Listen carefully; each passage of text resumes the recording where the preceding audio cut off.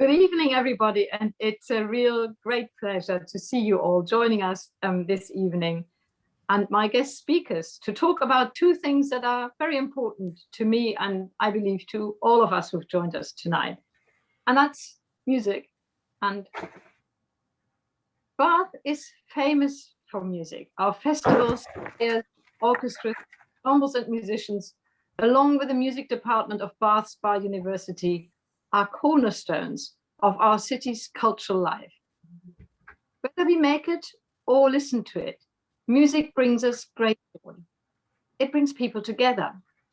It knows no borders or boundaries. As a passionate pro-European, hearing the anthem of Europe based on the Ode to Joy from Beethoven's Ninth Symphony makes my heart sing. And I have to relate one incident in the chamber from a few months ago. My esteemed neighbor, Jacob Rees-Mogg, was associating the Ode to Joy to da da da da, and I said, "Oh, hang on, that's not the Ninth Symphony." Anyway, he tried to defend himself, but there we go. We all passionate pro-Europeans know what the Ode to Joy sounds like, da da da da da da da, and so on. For so many years, music and musicians have acted as a powerful creative bridge connecting us with Europe. COVID has already hit musicians very hard. And since the beginning of this year, Brexit has had a devastating impact on UK's musicians and their ability to tour within the European Union and all, actually, not just the musicians, but a whole industry that supports musicians around it. And that's, the sound technicians, the stage technicians. So it's not just the performances themselves, but the whole group of people who are supporting musicians in doing their job. I'm delighted to have our panelists here tonight. They represent different facets and music in Bath. I will introduce each of our speakers one by one and give them the floor for a few minutes. And then we will open the floor to a Q&A session and the discussion. Please submit your questions, as Matt has already said, to our speakers using the chat function. So our first guest is Not Knowles. A warm welcome to you, Not. You have held a number of big roles on the international music scene, including President of Europe Jazz Network, Head of Music at Scottish Arts Council, and CEO and Director. You are currently developing the New European Folk Network, which has over 90 members from 25 nations across. You have been warning those who would listen about the dangers of Brexit to musicians and the music world for some time. Please set us the scene, how things were before Brexit. Over to you, Nod.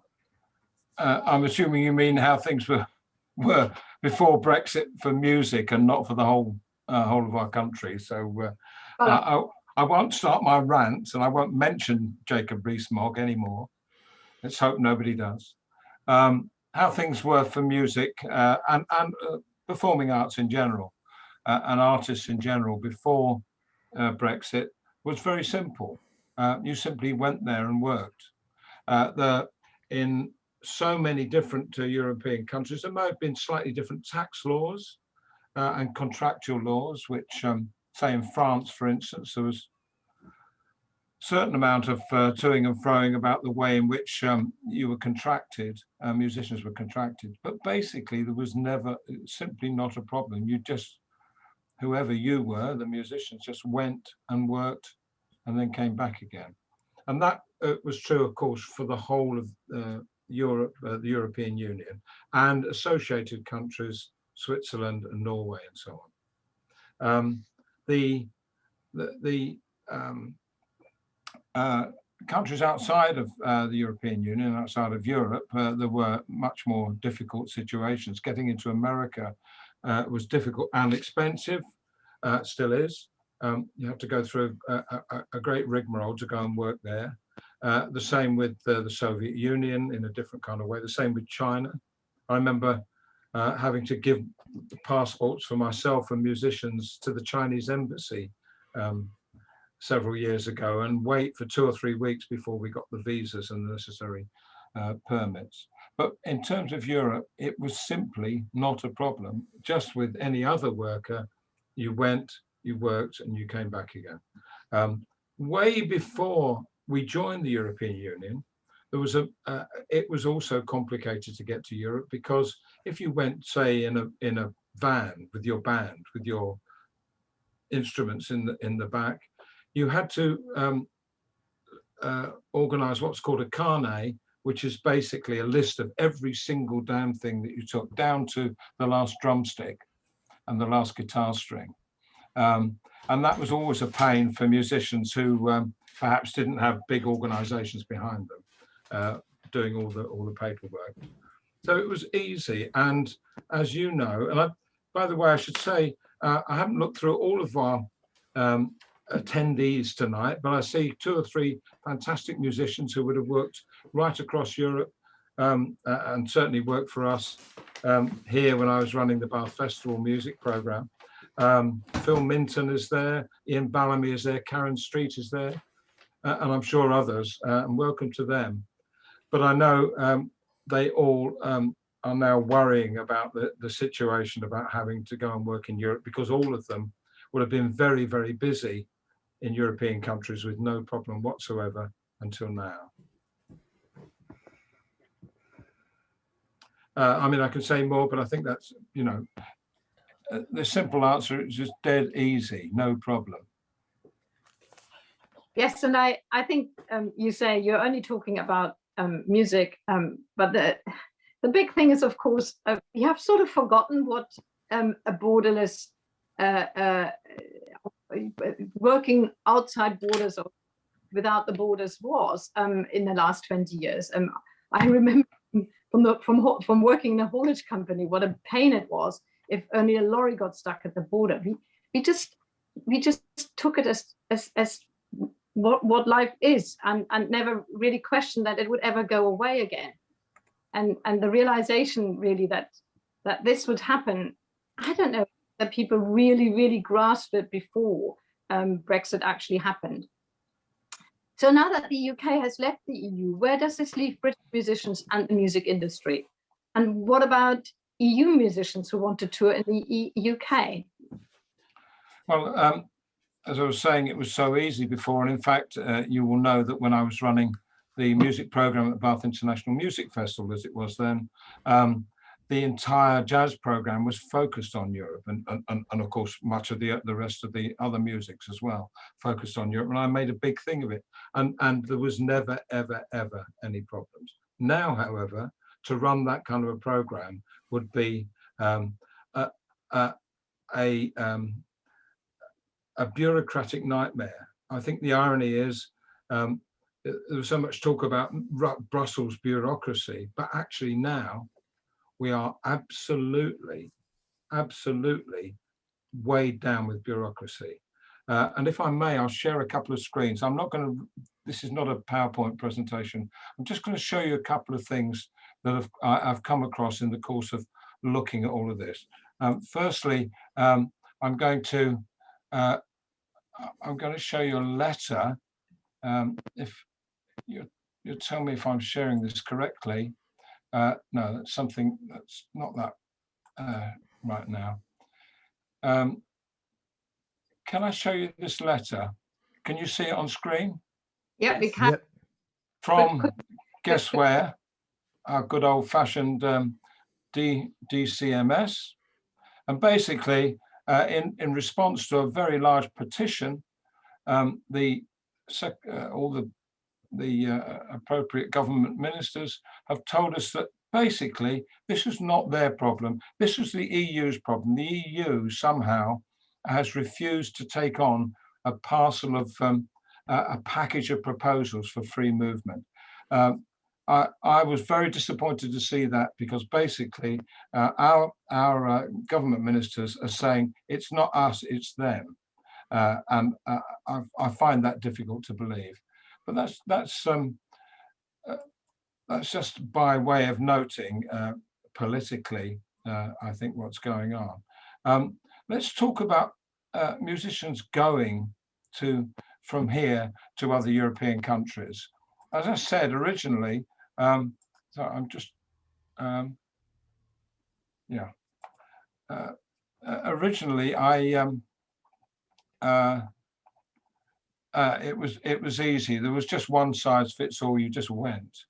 The International Society of Musicians have now published this very, very good and comprehensive guide, and they've been really good. This is about musicians going to Europe from here. Basically, every single country in Europe has slightly different regulations for non-European Union citizens, and they talk I'm not going to read this out, as you can see. I'm just going to flick through. Look at the different regulations for Belgium, for Austria, for Bulgaria. We can't see your screen, Nod. Oh, damn it. Sorry. Let's go back and see if I can say share. I do beg your pardon. I thought I'd shared that correctly. But while you're I'm sorry. How's that? Okay, it started. Okay. Did you see the Yes. the other letter? Yes. Not that that matters. I'm just going to show you very, very quickly. Every single European country has a different set of regulations. Some of them are not too complicated. Some of them you can go briefly into the country and briefly out again. But every single country now treats us as they would treat any other country in the world, non-European. So if you're touring, let's say you've got on a European tour and you're going to 10 different countries, you need 10 different sets of information. Look at all these different ones that the International Society, Incorporated Society of Musicians have documented. You need, if you're going to 10 different countries, you need 10 different sets of documentation, or you need to understand 10 different systems, let's say. This is remarkably complicated for anybody, and musicians generally would try and do stuff like this, but they would actually generally rely, if they could, on people like me, administrators, actually trying to put this together for them. But even the administrators now are going to be fairly loaded in terms of extra work of the kind that they wouldn't normally have to do. I'm going to stop sharing that, but I'm going to share another. This is the Musicians Union. Have I shared that correctly now? Have you got that? not yet. Okay, I'll share again. Okay. Yeah. It's coming. This is the Musicians Union, a kind of a flow chart of how it goes. Firstly, find out your travel documents, then if there are any other travel documents, then work out the social security and taxation in each of the different countries you're going to visit. Then do you need a carnet, this documentation, which is it's general documentation. If you're taking goods into a country and then bringing them out, and goods includes an instrument, then you have to have a carnet, a documented carnet for every instrument that you take in. I think possibly if you're taking in something you can put in the luggage rack in the train or the plane, you may not have to have them, but it depends on the different countries. And then, as you can see, all manner of different regulations. This is the MU showing what the workflow would be. Again, I'm not going to go into it in detail, but you can see the complications. So that's our musicians going out. Let's think about our musicians coming in. People like me bringing musicians into the country. I'm going to show you one more screen, which is an excellent organization run by run voluntarily by some agents who have gone into this in great detail, and they've done various kinds of seminars on this. EU artists coming into the UK. Again, I'm not going to go into detail because this is not what it's about. It's about the complications. You either have to have a special visa, a temporary worker visa. If you're coming in for a long time, say you're a player in an orchestra and you've got a contract for a year and a half or 2 years, then you need much more complicated work permit situations. Whereas before you could come and go as you pleased and work in an orchestra and then go back home to Belgium or France anytime you wanted. there is the complications now for working in the EU mean that people like me as promoters will have to be doing 10 times as much complicated work, which we can manage. It's not that it's not doable, it's just another burden that we'd have to, including a cost burden. If an agent is doing lots and lots of bringing people in and touring around the UK, they can become a sponsor. You have to pay to be a sponsor, and people are already sponsors for non-European Union touring artists, but now it have to be for European Union people as well. And to be a sponsor, you have to guarantee with the, I think the Home Office, you have to guarantee that you will look after the musicians. You'll take the responsibility sort of legally for them when they come into the country and deal with all of the necessary paperwork. There's one other thing. There's a thing called, there is one small chink of light, which is for people coming in for a very short time. There's a system called permitted paid engagements, PPE. We've heard that somewhere else recently, haven't we? And those permitted paid engagements, you still have to have documentation, but you may be able to come in or bring an artist in for a short period of time for a very small number of gigs. There's one other thing, which is there's a thing called I forget what it's called. It's festivals that are allowed to have certain amount of people coming in from abroad, including from non-European countries as well in the past. And there's a list of 51 festivals in this country that have this special allocation. You still have to have documentation. The artists would have to bring all the documentation with them, but they're allowed to come in without visas and work permits. The difficulty with that is there are 51 registered festivals for this program. Bath Festivals, when I was working there, used to be one a long time ago. But how many festivals are there in the country these days? Hundreds and hundreds and hundreds of festivals. So the idea of 51 being an adequate number is not enough. And there's no way to get on that list at the moment as a festival. You either have been on it or not. I'm going to stop there because there's an awful lot of, I'm not going into detail, but you can see the complications. It means bureaucracy to every single piece of work that you want to do the moment you step outside this country or somebody steps inside. Thank you, Not. Absolutely giving us a picture. And the irony is, of course, that Brexit meant to cut red tape. It didn't. The problem we have is, of course, that we are all sitting in this room saying, well, we told you so. And yet politically, you can't say that. And the question is really whether people have to really live what Brexit or the post-Brexit world is now look like, and whether sectors like the music sector will eventually adjust, and the government will be right to say, well, we are now treating everybody the same, whether they come from Europe or anywhere else in the country, and that is the same, for example, for Erasmus, the Erasmus program that is now being replaced by Turing.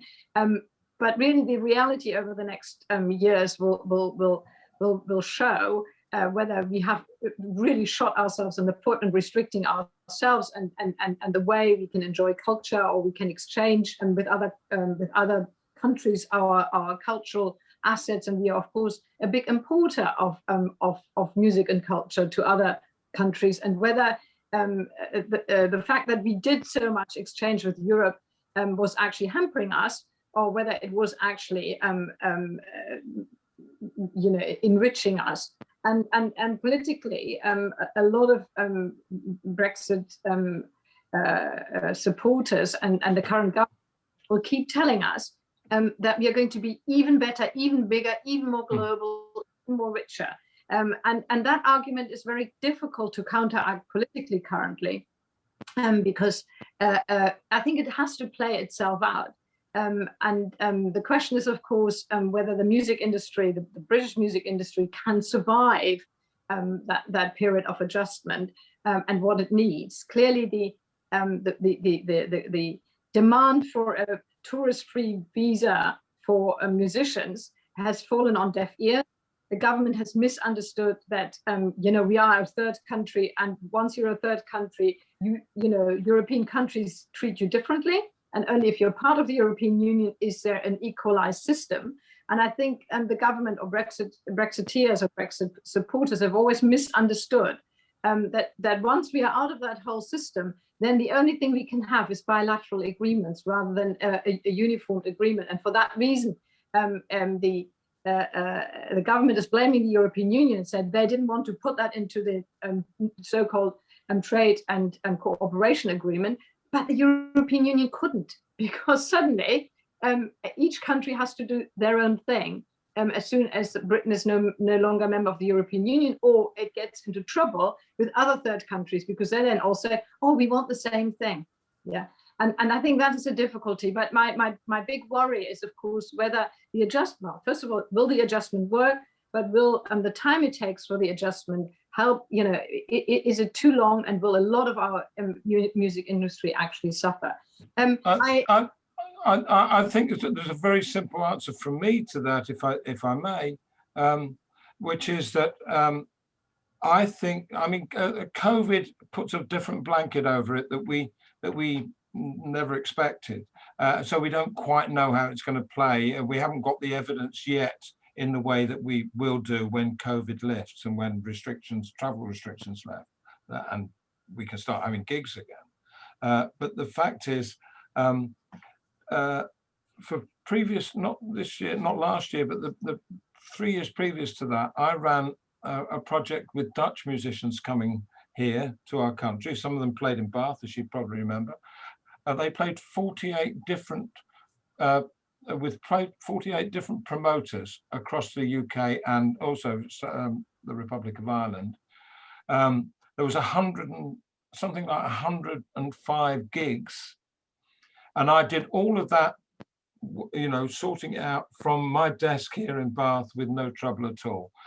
It would be physically and bureaucratically impossible for me to manage 105 gigs over 48 promoters in our country in 3 years. I just would not have the time or the ability.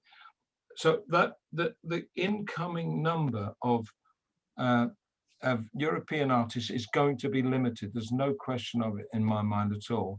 And as to going out, I know I've spoken already to musicians, maybe even some of them who are looking in to this meeting tonight, who are just so depressed at the fact that they can't simply get on a plane and go out and gig wherever they're asked.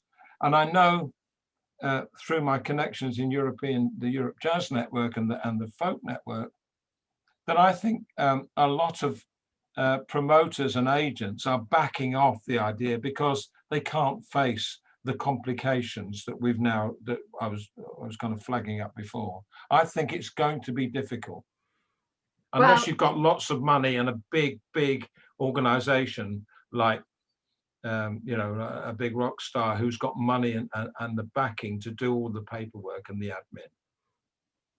Thank you, Nod. And we are a little bit behind, so I'm sorry. I always talk too much. I'm sorry. I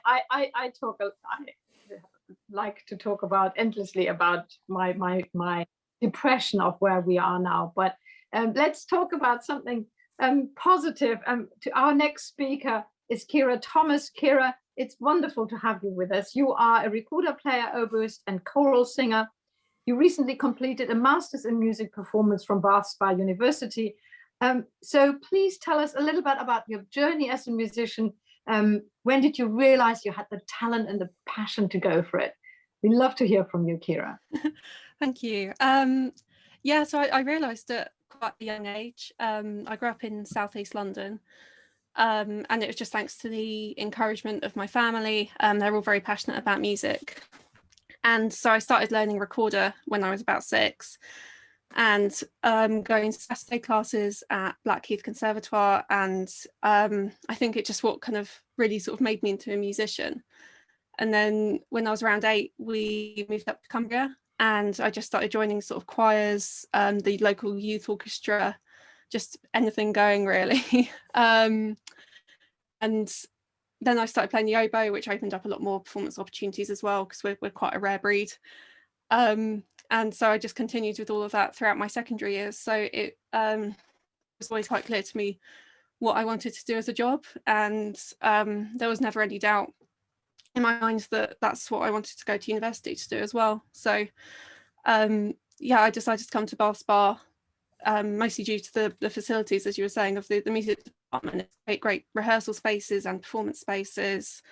And I'd never actually visited Bath before I moved down. So it was a nice surprise to find out it is such a cultural city as well. And there's a lot of opportunities down here. And then I graduated in 2018 and decided that I'd like to do a master's. And to me, it made sense to stay in Bath, as I was already quite established here. And the master's course is quite, it's open. So it allowed me to focus on sort of recorder and early music, which is what I wanted to do.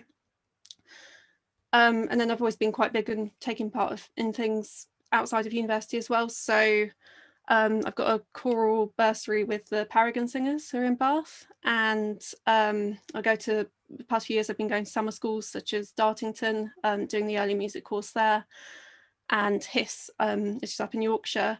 And I'm also a member of the Southwest Early Music Forum. So whenever I can get the time off work, then I go to their workshops, and it's just been great, just learning more about early music, playing period instruments. So yeah, I just feel lucky to have ended up in the Southwest and have so many opportunities and connections. Lovely. I mean, you're obviously never short of doing things, but how do you financially? I mean, it's difficult as a musician, always as an artist, you know, how are you supporting yourself financially? Big question. And now with COVID, you know, how has that impacted on your livelihood? Yeah, it's been quite challenging, especially while studying. So I've been supporting myself through a combination of working in hospitality, work as a restaurant supervisor. And so this gives me a stable income that I can rely on. But then whenever I can, I'm doing freelance music work here and there. So about halfway through my undergrad, I got offered a couple of professional gigs, and it just really got me started, and I started to build up a bit of a professional portfolio. But for my master's, because there's not a maintenance load for master's degrees, I decided to study part-time so that I could work as well.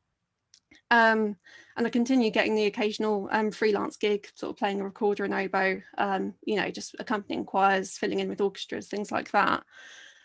And just performing with professional groups as well. There's a group called Cyrano who are based in Oxford, so that's allowed me to play in other places other than the Southwest. So at the King's Lynn Festival, and played in Brighton, places like that. But yeah, balancing that along with a job in hospitality and a master's degree has been quite tricky, especially when most concerts and things happen on a Friday or Saturday night, which is when the restaurants are most busy. So it can be quite tricky balancing everything. But yeah, I was still just really happy with the amount of music related work I was able to get, and I felt really confident that it would establish me for when I actually graduated. But yeah, obviously last year when COVID hit, I was one of the optimists who thought it was only going to go on for a few weeks. And I had 1 or 2 gigs lined up for the spring, and they were cancelled, but I thought, yeah, it's okay. Didn't feel too disheartened, because I still had to make 4 or 5 ready for the summer.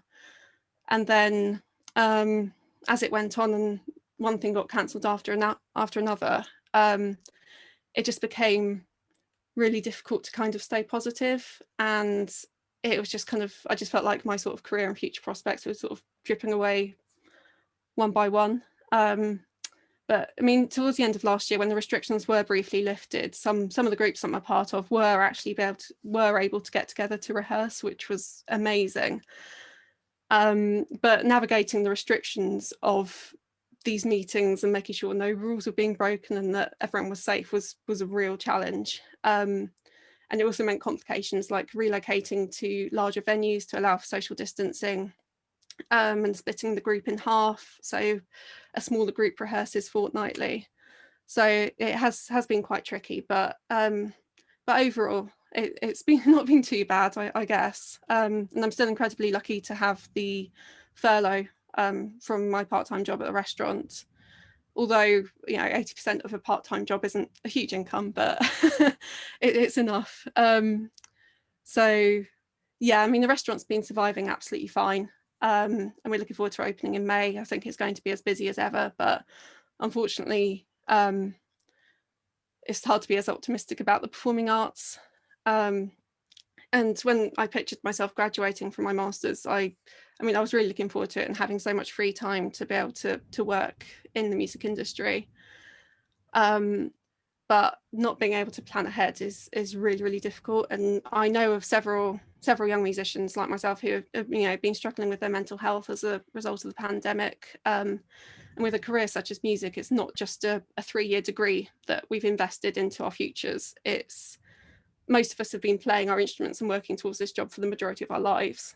So to have it all just stop, and for suggestions to be made that we should just consider retraining, it's just not that easy. And I just hope that some concerts can resume this summer and we can just all get back to work, really.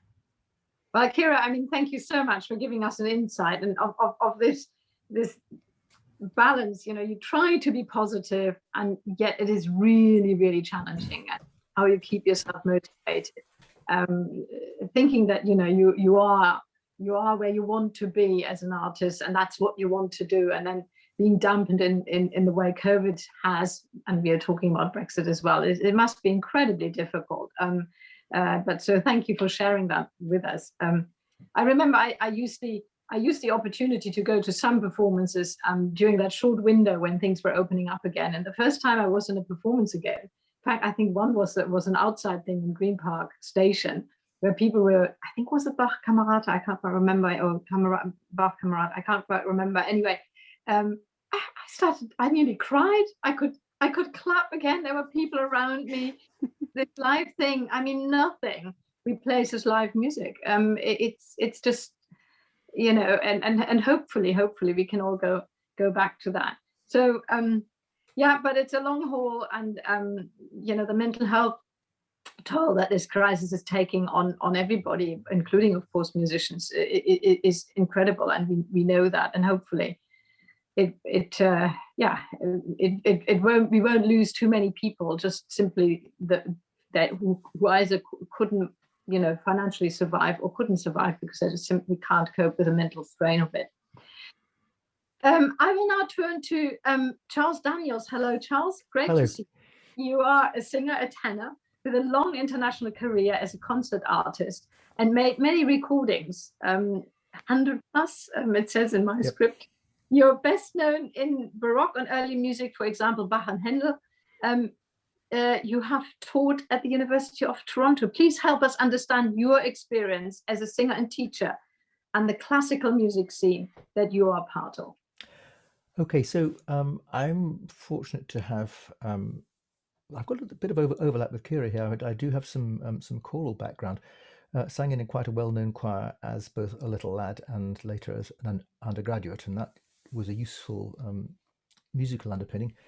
Then did postgrad at the Royal College of Music, studied with a lovely guy called Edward Brooks, who gave me a technical foundation, which I didn't really have until then. And at this point, that was still the 80s, and the whole sort of early music movement was fairly, it wasn't in its infancy, it was fairly young, and there was an awful lot going on. Initially, a lot of my work was in Britain. I worked with people like Andrew Parrott, who's a little bit senior to me, and contemporaries such as Paul McCreesh. And the thing with old music is that the gap between people who are ensemble performers and people who are solo performers, it's much more nuanced. So without getting too music historian about this, when Bach first performed his cantatas and his passions on a Sunday service, the same people were his choir and his soloists. And one of the things about being historically informed is that you follow some of those patterns. And so I'm quite used to being a chorus person at a certain point, and then what's called a consort singer, where it's a bit like being an individual in a string quartet or a slightly larger chamber ensemble, that you hold your own line, which is just you, but as part of an ensemble, and also as a soloist. So that's the sort of stuff I do. I far more concert work than opera as such. I've done the odd bit of opera, but that's not my main thing. And once I got a bit established, there was an awful lot of opportunity, even before the single market, in Europe, and it goes in waves. Different countries have an awful lot going on at different stages. So, for instance, in the 90s, there was a fund in Spain which was putting money into both the arts and sport. I think it was equally split between both, and they got an awful lot of British groups over, and so I benefited from that. I had different times working with different countries. That the single market, as it became somewhere around the turn of the century, was immensely helpful, because not that it was difficult to get in before, but it was very much more seamless. And just if you happen to travel through a European frontier, it just doesn't exist as a barrier. I was just looking back through diaries and comparing 2016 and 2019. 2016, the year of the referendum, I had between 40 and 50 concerts in Europe. If I include Switzerland and Norway in that, it probably just about touches 50.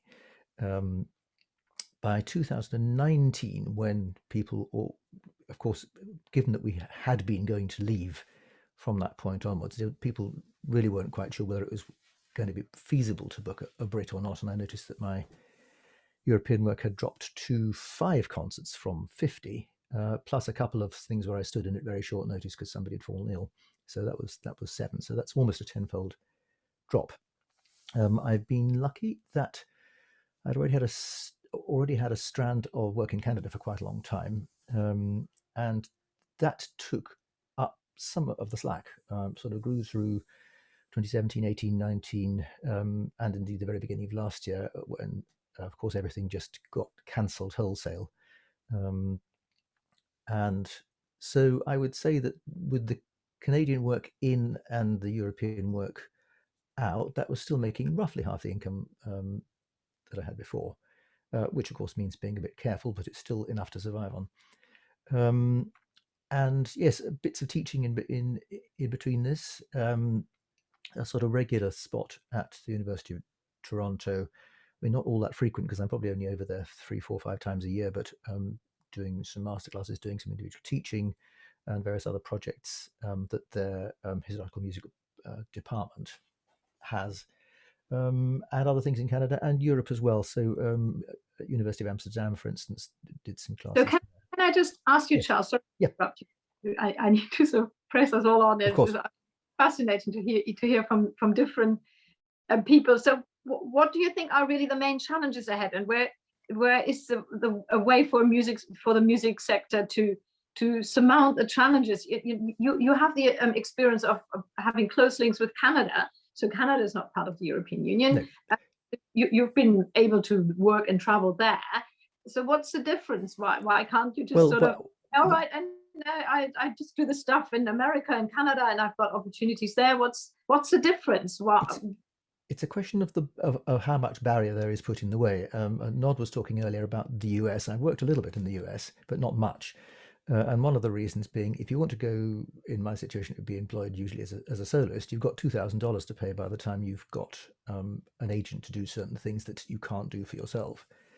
And also their system is designed to exclude rather than include. So you have to come into the category of alien of extraordinary ability. Well, I mean, who knows? But that's what you have to persuade them that you are that. And so that's $2,000 for just a single slice of work. It might be a week or two. In Canada, by comparison, there used to be a system of visas, but there was never any planning in advance. You could simply get them as you went in. And for the last 10 years or so, you haven't even had to do that. So you simply need, even an email will do from whoever it is who wants to have you there, saying, I want to employ so-and-so to do this job. And you just show that.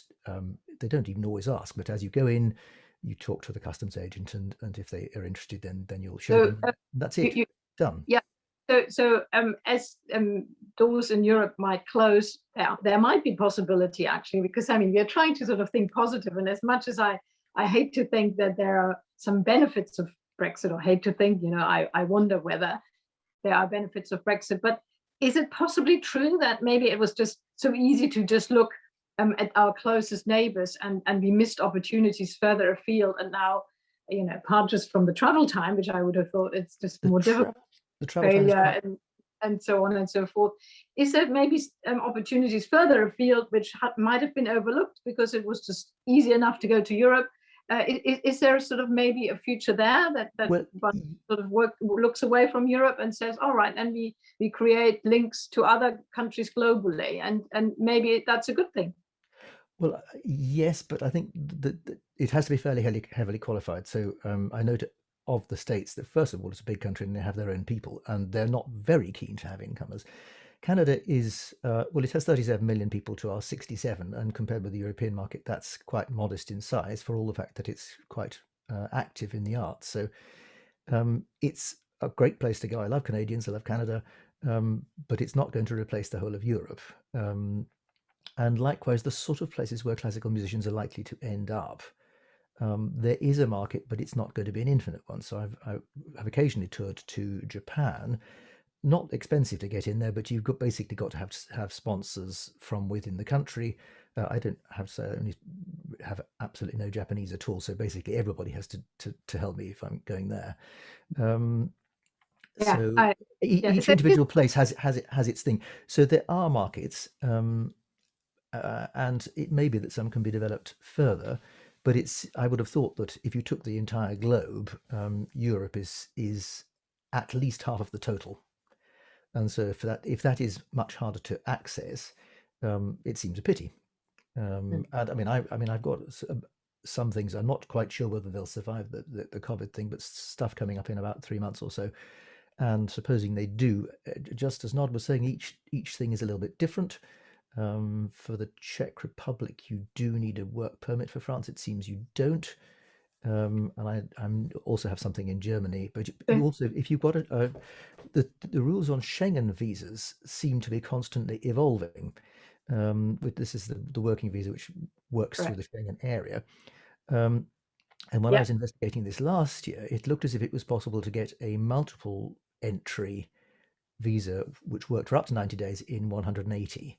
Now it looks as if all you can do to start with is get a double entry visa. That's basically 2 individual things, and you've got to have shown 3 entries and exits before you can apply for anything which actually works for a bit longer. Also, if you go on to the EU Schengen thing, Britain has largely dropped off the list completely. There's a list of countries which you absolutely have to have a visa to go to Schengen, and there's a list of countries which are excluded, and it mentions people living in Britain but who are not British citizens, so people who have long-term leave to remain or are citizens of the little bits of what were once empire that we still have in. Oh dear, oh dear. We've disappeared down a hole. It's not there if you look. I was doing this very afternoon. As I say, we sort of need to move on, but you sort of we keep coming back to that. We had an open door to a great market, which suddenly seems to have closed itself off.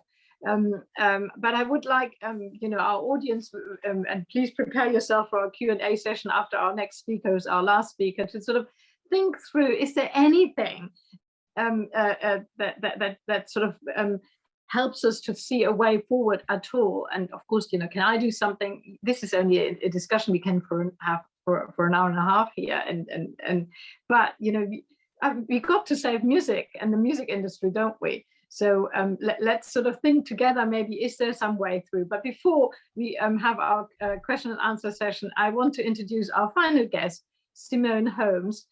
Simone is the general manager of Bath Philharmonia, our city's professional orchestra. Her wide-ranging career in arts and heritage organizations has focused on inclusivity and participation, and including roles at the Holborn Museum and Arts Council England. Simone, welcome. Thank you, Vera. Hello. Can you tell us a little bit about the challenges posed by Brexit? We have already heard so many, but based on your perspective of managing a regional orchestra, but I would also, because I love very much the focus of your orchestra of inclusivity. You know what that means actually to music, to our city, but also you know, this special thing that you have developed with the orchestra. Thank you, Vera. On the face of it, I have to say, has Brexit really had an impact on us as a regional orchestra? We don't tour across Europe, we don't tour nationally. So what really is that impact? If you look at the arts as a barometer for society, they also reflect a society's finances.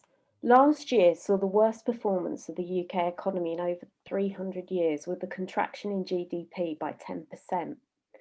And different sectors have contracted in different ways, with a decline of up to 70% in turnover with the entertainment industry.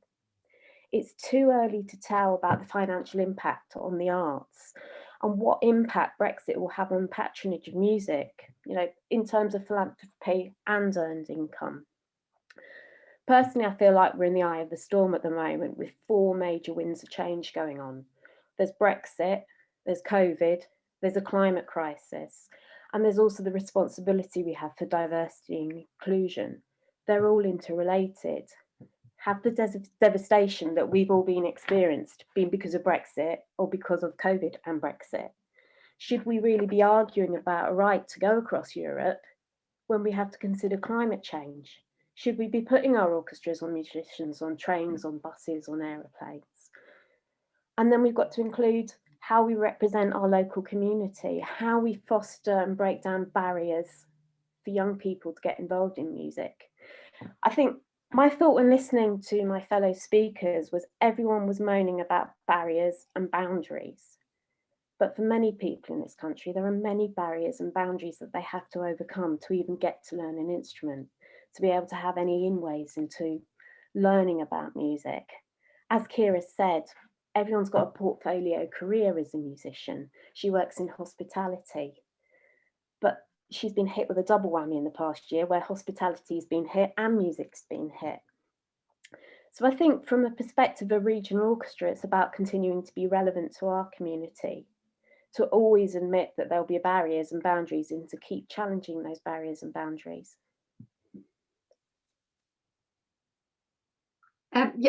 Simone, I think you're putting a very new perspective on here, that sort of barriers are something that you know, each musician and anybody, particularly those that come from backgrounds where, you know, it's often very difficult to even start playing an instrument, have to face. And I know that you're also very much focusing on young carers, and you know, how music is a wonderful thing for them, but they face the most challenging difficulties in their personal lives, and I think it is probably you know, very refreshing to sort of think, yes, there are so many other things that we should maybe consider as well, as you know, people who love the arts and who want to support it. And yes, I mean, are we going to be more inward looking? But is that a bad thing? I think you're putting that, a little bit of that perspective into our forum here. Is that correct? It is. It's also thinking that there's been massive change over the past year. There's been a technological revolution. I attended a training course the other week, and the trainer lives in New Zealand and was broadcasting from New Zealand. I think we all have to think slightly differently about how we cross boundaries. I mean, there's one thing at the moment, is technology doesn't allow people to make music collectively over the web. Do we need better resourcing to help us do that? I think also on the point about boundaries to people taking part, I've been attending the Association of British Orchestras conference this week, and Nicholas Sirota, who's chair of the Arts Council, spoke. And I just wanted to quote him because it really made me think. The journey to the orchestral stage takes longer and starts younger than many other art forms. Talent's everywhere, but should orchestral musicians only be there as an accident of birth. Yes, I think that makes us think. But then again, you've been talking about the general resources that go into the arts sector, and I hear this again and again that long before COVID and before Brexit, the amount of public money going to support our cultural and artistic activities are being reduced and reduced. And usually what happens is that participation from those of less wealthy backgrounds is being reduced. And I fear more and more, which is another challenge, nothing to do with Brexit, that the arts generally is becoming a reserve again for the privileged and the wealthy, and enjoyment of music and learning an instrument is becoming very narrow towards those who can actually financially afford it. That's a question beyond Brexit, which also worries me a great deal. And we talk about music education in schools, for example. I'm on the music APPG, where I know that a lot of music teachers are worrying about the fact that music as a subject is not being given the importance, and the funding that go to music centers is not there. So young people can't even hire an instrument which their parents can't buy them. I mean, all those are also challenges to our music and cultural sector that are on top of everything that we have heard this evening. And I hear that very much as well, Simone. So before we are opening up to the question and answer session, and please put your thoughts into the chat, and Matt is going to compare the question and answer session. I have a question to all of my panelists. Typically, what is it that I can do for you? What is the one thing that you would like me to do as the Member of Parliament, having some access to government and their thinking and their operating? And let's just sort of start the other way around. Simone, what would you say? What is it that you need? One of the impacts of Brexit is, I think, that some of the larger, more branded orchestras will be looking at major UK touring, as there are so many barriers to EU touring. And then you have a case of the big conglomerations coming into regions where they don't necessarily understand the local community. So I think on a local level, it would be to advocate for local arts organisations that are truly focused on working with that community. That's my. That sounds something very close to my heart. I believe in localism, absolutely. We have so much local talent, and of course, promoting that and doing a bit of a balance. I mean, one doesn't have to be entirely minded about these things, but to make sure that the smaller local organizations are not being left out now because the competition is getting bigger is a very good thought. And I'll remember that, and my team is here to make notes of what you would like to see as a priority. Can I go to Charles? Charles, what is it that you would like me to do? Well, I mean, my line of work it's incredibly specialized for most people, so it's hard to know whether the sort of stuff I do is all that relevant. Certainly, probably less so than Simone's, which is so very much community considered. But nevertheless, I think one of the things that has been hugely pleasurable for me is working with people from lots of different countries, and that also includes lots of different backgrounds. And I think that the possibility to do that is valuable. I do take Simone's point about resources and traveling, and also completely, of course, that it's no good if the sector becomes focused only on those who are rich enough to be able to afford music lessons or whatever, and an awful lot of families in this country can't do that. So there are bigger questions. But in terms, just to look narrowly at concert work, either people coming in or going out, just some sort of pragmatic solution might be found in for helping people get So local and to an extent. So you might be able to be a bit of a liaison person for that. The local and the international, yeah. And keeping a healthy balance between them. I think so. Kira. Well, I say one of the main things for me is obviously touring, which Nod had already talked about in terms of how complicated it can be, and especially, I mean, as an individual or touring as a small group, it can be, it could end up being quite complicated and expensive. But I just wanted to raise awareness of difficulties like students might be facing to come over and study in the UK and vice versa. And I'm really worried that European students might be put off coming to study in the UK, especially with courses such as music, which really thrive from cultural diversity. And I even spoke to a friend from Italy who's doing the undergrad course, and she's worried for future students. I mean, there could be increases in tuition fees, difficulties getting student finance. So for me personally, I'm just really worried to think of a future where students will be even more limited on where they can study based on their financial background, basically touching on what Simone said. And can I just sort of clarify that is music, international music exchanges and programs outside Erasmus, or is that the main way of how, is that also the main way of how European artists are coming into this country? Forgive me if I don't know all the details there. No, I think that seems to be the main way, from what I understand. Well, me too, and I've been asking many questions around Erasmus, and we keep hearing about touring, which is the touring program, which is going to replace Erasmus as an internationally focused program that should be even better than Erasmus. And so far, I don't quite believe it.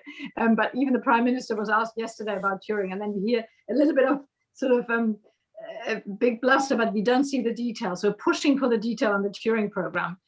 And again, as I said at the very beginning, let's try to be fair and see whether that is actually going to be the case. But I will do that and push on the details to be released by the government for touring. And I know universities want to know, big universities in Bath want to know the details of that as well, and pushing the government on actually telling us what that is going to be rather than just a headline. And finally, Nod. Yes, well, everything that everybody else has said, please. In terms of what you can do to represent, what we need is about 100 MPs alongside you, all focusing on the situation of art and artists, on the sociology that Simone talked about, which is desperately important, and diversity and reaching everybody. However, if there's one thing I can add to this, apart from what everybody else has said, and a lot of what Charles said, absolutely bang on as well. A lot of what Kira said, bang on. The one thing we've not talked about, we talked about the music industry. Well, it's an industry to an extent sometimes in some areas. In some other areas, it's not fully industrial, especially in the more peripheral musics. But what we've not talked about is audiences. I've spent the last 40 years bringing Europe, as well as looking after British artists, of bringing European artists so that audiences here in our country and in our town particularly can enjoy them. And we're not thinking about that. And I think if you can actually, all the representations that are being made to government, and that you can join in with, and we're not going into detail here about which groups, because there are groups making pressure now, pressure groups and advocacy groups. But if you can add into that the fact that if there is not the touring that we and the interchange that we've had, then actually it will be our audiences, the general population, the public, who will be deprived of hearing. Obviously, it's not just music, it's other performing arts and other arts as well. But in terms of music, our audiences simply will not have the range and the wealth that they've been able to listen to in the past from Europe, because there's no question that there will be difficulties of people coming into the country, and therefore a lot of especially less able or less resourced organisers will not be able to bring people in. And that also applies, to education workshops and to diversity programs and all of that. So actually, let's think about the people who listen as well as the people who play music. And if you can put that case to Jacob Rees-Moggs of the world, then that would be rather helpful. There's just one other thing I want to say before you open it up, which is that, yes, we've all been complaining and there are barriers, and I'm furious, and I will be furious to my dying day if we can't actually turn this Brexit around. However, people like me are not giving up. None of the people you talk to are giving up on this. We're going to, if we have to go through more hoops and fill in more forms, God damn it, we will do, because there's no way that we want to be depriving our audiences of the opportunities of hearing musicians from Europe, and neither do we want to be depriving our fabulous musicians the opportunities to go and play for other audiences in other countries. So despite the slight groaning, which, what's it called, remoaning, there is also an absolute determination on most people's part to get stuck in and to make the best of what we've been given, and to make sure that there aren't those barriers, and to continue to have the music flourish on both sides of the of La Manche. Yeah, and use some of our personal connections, perhaps, that you have already set up. I know that, Sure. in my case, the German embassy definitely sort of wants to continue a rich cultural exchange, and now with my German background, that's what I can possibly also provide. But we all have our connections internationally, and yeah, I mean, we just have to be very creative and inventive. And if I can say one thing that makes me always a proud British citizen, which I am, is the nimbleness and the flexibility of the British culture, compared to what my own cultural background. Everything's a little bit sort of formalized and a little bit slow and a little bit and we see that, let's say with the vaccine rollout, you can see that a lot of that the British are good at. Yeah, we're just good at being outside the box. Think of something new. Yep, that hasn't been great, but let's make the most of it. I think that spirit, hopefully, will see us through. As much as I will also, to my dying day, although I hope that maybe within my living days we can see some sort of return to what we had before. But until my dying days, see this as a great political and historic mistake, which I could politically not prevent. But let's open up to the audience now. I give over to Matt. I will mute and take my picture off. And I wish you a very good rest of the session this evening. And thank you, everybody. Thanks, Vera. Okay, thank you, Vera. Well, some of the questions came in as the debate was going on, but when do you think we will see, it's possibly for Nod, so the question was, has the desire to tour diminished as a result of Brexit?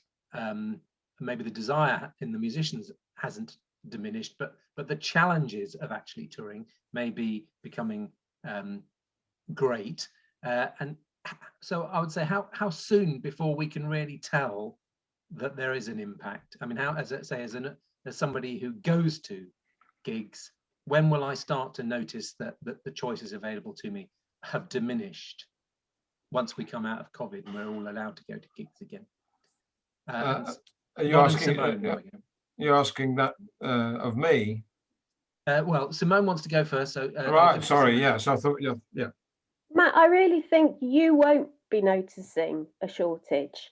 Under the paid permitted engagement that Nod referred to, European musicians can come to England or Wales or Scotland and perform for up to a period of 90 days. I was actually going to ask Nod if any of the projects he's working on that will actually impact. I think the problem will be more to have British artists going abroad, and that's where you would notice the knock-on effect. Do you agree, Nod? Yeah. Yeah, although even that, don't forget that it's not just. You're right. The permitted paid engagements does make life easier for short visits, but already, I travel around Europe, or I did travel, and I'm talking to people across Europe all the time. There's kind of there's a feeling. Well, Brexit has put the UK separate to us, so let's concentrate on other areas. And there's such a vibrant scene in Europe. I mean, I'm working in the jazz scene and the folk scene. It's absolutely fantastic. There's more and more intermingling with the European musicians and European countries and the organizers, that actually they're going to be much more interested in where things are easy to organize rather than the kind of perceived barrier. And all of the other restrictions on different varieties of visits are going to actually limit people's interest in coming when they can go to 27 other European countries with no problem. So on moving on, possibly one for Kira, you've seen how so Charles, you have an established career as a musician, but Kira, you're at the beginning of your career. So, and the question is, how much longer do you think you'll have to keep supplementing your income by working outside of music before you can say music is my career? I mean, that's very hard to answer because we just don't know, to be honest. I mean, my original plan pre-Brexit, pre-COVID was to almost have like a phasing after I graduated, to maybe reduce my hours at the restaurant, do more performance work and some teaching bits and pieces, and just gradually build it up. Whereas now that plan has been pushed back. I mean, we don't know how far, because I was planning on maybe being at that stage around now. I've just finished my course, so it might not be for another year or so, 2 years. But I mean, hopefully, I think my 3-year plan is to hopefully be at that stage. Charles, at the beginning of your career, were you supplementing your income elsewhere for a while? I was pretty lucky that there was just a lot of freelance work, chorus stuff and whatever, to be had in London. So I never really had to do anything else. I mean, I didn't need. I was on my own, so I didn't need that much money to live off. So essentially, I've been full-time singer since back then. There were some comments about how, in fact, touring is part of one's income, and there's obviously the challenge of making it to becoming a full-time musician. But there was a question to Simone: what's the point of encouraging people into music when there's no career there? And can a regional orchestra sustain local careers? How do you see that from that early? I mean, we heard about how young Kira was when she started. Most musicians start at that age, and it's a life thing. But where does the point of encouraging people into music then clash with the inability to support careers? It depends on what your career in music is. The UK music industry employs 200,000 people. 70% of them are self-employed. Being a musician doesn't just entitle you to stand on a stage and entertain people. There's so many allied careers. They might become the composers of the future games that people play. They might be the future composers or audio engineers, the films that we all watch. Music pervades our society and our everyday life. What's the point in encouraging people to get involved in music? They may not end up being musicians, but there's a certain amount of health and well-being and spirit and soul that you get from being a musician. So I think everyone has the right to discover whether music's for them. It shouldn't be precluded from them having that chance to discover what it means to them. So there's a question here: what do we need to do to remain competitive and attractive on an international scale within the music and arts industry? Nod, do you want to? Well, one of the things that I find interesting as I go around Europe is that the great majority of European countries, apart from England, and I exclude Wales and Scotland from this, have very determined kind of support systems or export systems and some resources to put behind their artists, in this case musicians. Actually, so do the Canadians, by the way. because I always think of Canada as just a bit of Europe that drifted away in terms of spirit.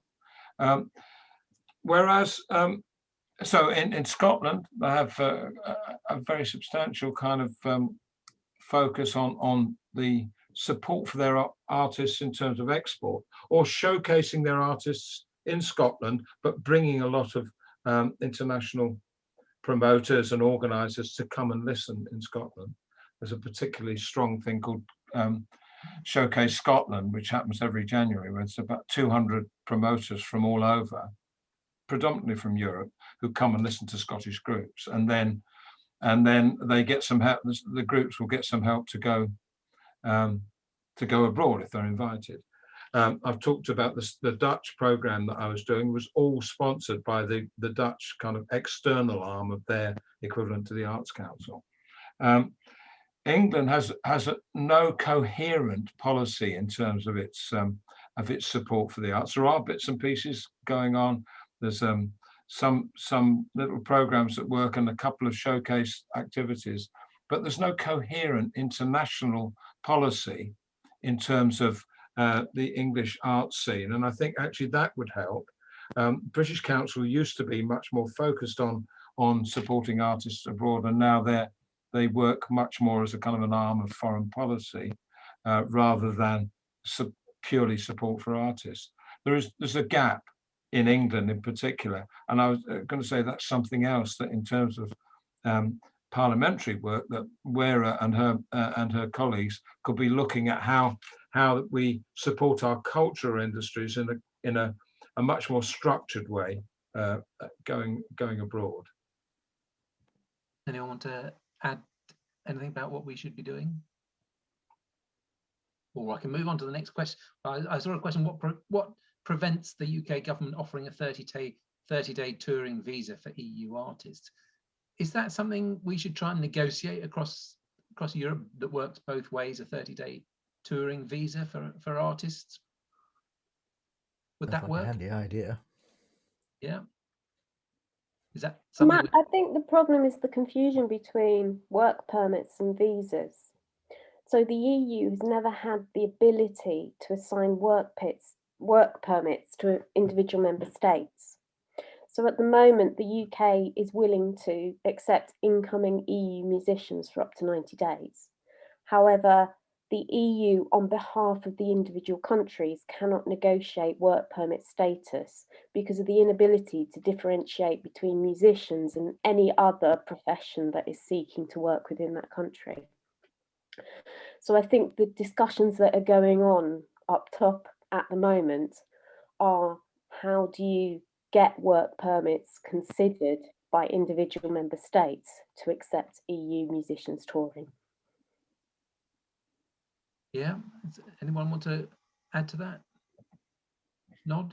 Well, it goes back to exactly. I mean, Simone's right. It goes back to what I was saying, that each state is treating Britain as an individual. It's an individual relationship instead of a collective relationship with the European Union. The politics of it and the bureaucracy of it defeats me. I'm not looked into it in any way carefully, but actually I think our politicians could continue to work on negotiations across Europe for artists, because there is, if people are proven cultural workers, creative workers, then it seems possible to actually define that status across Europe. Can I just come in there quickly, because this is of course a difficulty. Before we know it, we are back to free movement. Because if you one industry sector, then the next industry sector can say, well, that's discriminatory. What about us? And before we know it, we are back to something like the single market and free movement. And currently, of course, the UK government is sort of resisting that and expects that the European Union is suddenly making this sort of one exception for the music industry, where the EU can grant something collectively, when actually it cannot. And that's where the political complications come from. And the ridiculous situation we find ourselves in, with Brexit. But we can bang on about this all night. But Simone, you're absolutely right. you're bang on with a lot of what you're saying. And if I may, Vera, we're in the midst of one calling the other all kinds of names and blaming them and calling each other monsters over this, when all it takes is for someone to say, actually, I got it wrong. There is a difference between visas and work permits, and we didn't consider that. Is there, and there's a question, is there a role now for the larger, wealthier organizations who probably have the administrators to support smaller artists with the challenges of touring, with the bureaucracy of touring now? Are we going to have a boom time in music administrators? In listening to Caroline Dinenage, the Minister for Culture and Media, that's one thing that she's started to move, that maybe the UK should set up an office to assist in touring. So it's another bureaucratic building, and that's their answer to how are we going to solve the problem of work permits. And if you read the media, you'll see the amount of complication at the moment that singers such as Charles and theatre directors are facing at the moment trying to work in Europe. Stamp after letter after bureaucracy. Is that Charles? Do you want to? Yes, just briefly to say, I think some of this we're going to have to experience by doing, and when we've done it, we may be able to help others do it in following on, and so maybe there could be some sort of forum to gather together our collective experiences. What you have to do to get in a certain country, and whether there are any handy shortcuts or whatever, and then we can all benefit. Our colleagues and other people who are trying to do the same sort of thing. And are the unions, the different musicians' unions across Europe and different bodies working together, wanting to work together to sort this, make it easier? Do we know? Good question. I don't know. I'm sorry. I'm afraid I don't know. There are certain connections, but they're not as connected as one would hope in certain cases. And also that the different unions have different perspectives on how they deal with their members. Of course, it's not just one union. In the UK, there's the ISM and there's the MU. They are working together to an extent. So that's complicated, as indeed the copyright agencies are not as connected across Europe as one would want them to be. They're still quite individualistic, and they do different things for their artists. I just make a point that you're saying, will there be a great blooming of arts administration? Well, they have enough to do already, but the arts administrators that I know, and I'm sure that's all of the people here and all of the people who are listening, if they're involved in music, will put themselves out. It's what I was saying. We're not going to let the buggers stop us. It's just going to be more work and more complications, and no doubt a next generation will be able to do it more easily and more, if we can pave the way. The frustration is that we all saw this coming and nobody paid any attention. There's a question here, is there anything else we can do as individuals apart from signing petition after petition and writing to our local MPs?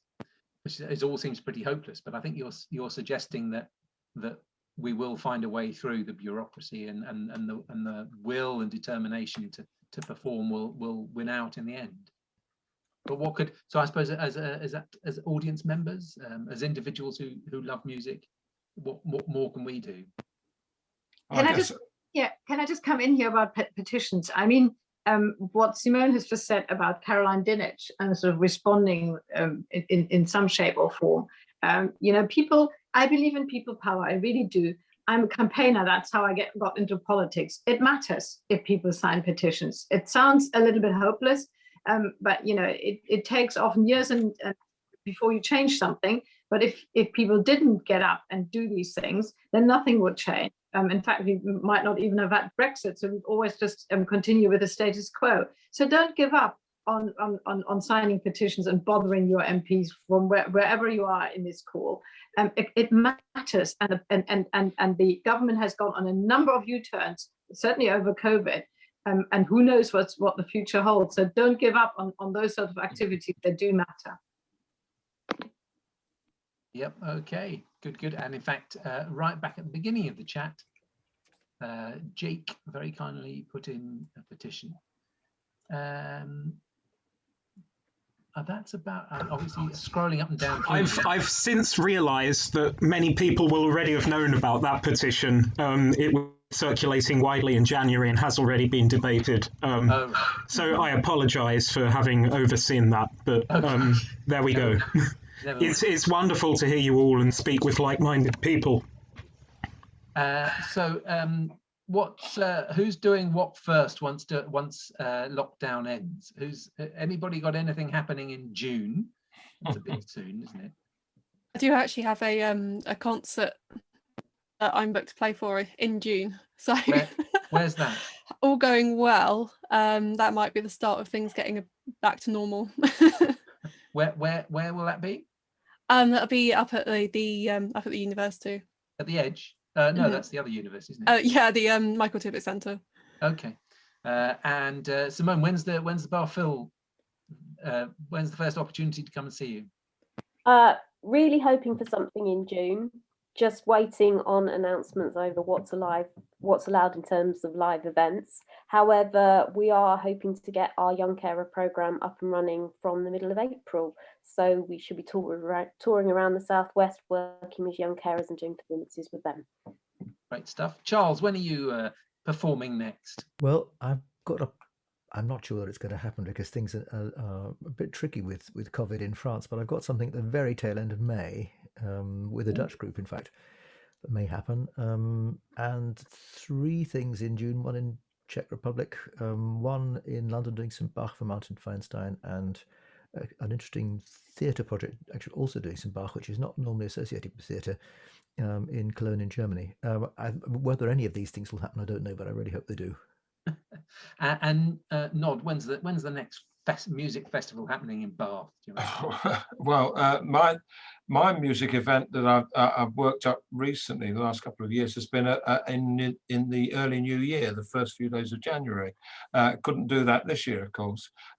Probably will do it next year, but in fact,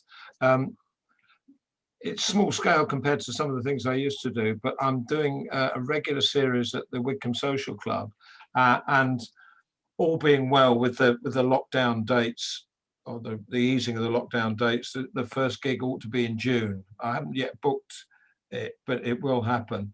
The other thing I'm determined to do, and I've been thinking about this a lot in the context of all we've been talking about and my love of European music, is that I think I might start to plan a bigger event that is specifically bringing European musicians here to Bath, to say we're still in Europe as far as I'm concerned. I've not left. Those other buggers have left. I've not gone. Excellent. I think on that note, we'll hand back to Vera. Well, the music will keep playing. That's really what I hear from tonight. I hear all the difficulties which are connected to COVID and to Brexit. I think most people in this room are devastated that Brexit happened. COVID was brought on all of us, but I see a lot of positivity as well from all of you. I know that many of you had to overcome many barriers, and those who have taken up music in their lives had to often possibly go through a lot of barriers and difficulties. And Simone, what you're doing with the Bath Phil, encouraging young people who would never have the opportunity to play and supporting young carers is just such wonderful work, which we should celebrate and support. And I'm always here for you, for all of you, because the music must keep playing despite all the difficulties that we have. So thank you very much for everybody, to everybody who has contributed, for your questions, for coming together. And we keep this discussion going. And have a good evening. Enjoy the music. It's just such a wonderful thing to have in our lives.